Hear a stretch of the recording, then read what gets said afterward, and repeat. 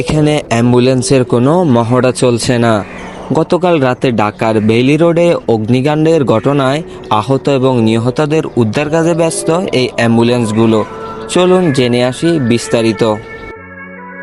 দেশবাসী সাক্ষী হলো আরও একটি ভয়াবহ অগ্নি দুর্ঘটনার। ঘড়ির কাঁটা ঠিক তখন রাত 9:50। রাজধানীর কর্মব্যস্ততা শেষে প্রিয়জনদের সাথে সময় কাটানোর জন্য রাজধানীর বেইলি রোডের কাচ্চিবাই রেস্টুরেন্টে অবস্থান করছিলেন কাস্টমার।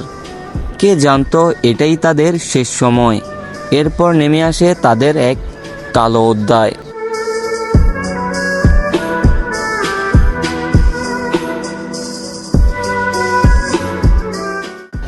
এই অগ্নি দুর্ঘটনায় কেড়ে নিল 44টি তাজা প্রাণ। তারই সাথে আহত হয়েছে বেশ কয়েকজন, তার মধ্যে 15 জনের অবস্থা বেশ গুরুতর। তাদেরকে ঢাকা মেডিকেল কলেজ এবং শেখ হাসিনা বার্ন ইনস্টিটিউটে পাঠানো হয়েছে। আগুনের এই লেলিহান শিখা থেকে রক্ষা পায়নি নারী শিশুসহ কেউই। নিহতদের মধ্যে রয়েছে একই পরিবারের একাধিক সদস্য। আহত, নিহত এবং নিখোঁজদের খুঁজতে হাসপাতালে ছুটে আসছেন তাদের স্বজনেরা। মর্গে খুঁজছে তাদের মৃতদেহগুলো। আগুনের খবর পেয়ে মুহূর্তে ছুটে আসে ফায়ার সার্ভিস এবং উদ্ধার বাহিনী।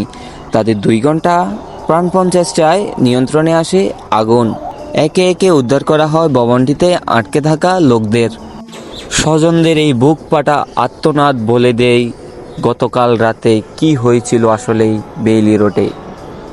স্বজনদের হারিয়ে একেবারে নিঃস্ব অবস্থায় তারা পড়ে রয়েছে হাসপাতালে কিংবা বেইলি রোডের সেই রেস্টুরেন্টের সামনে। এখনও খুঁজছে তাদের স্বজনদের।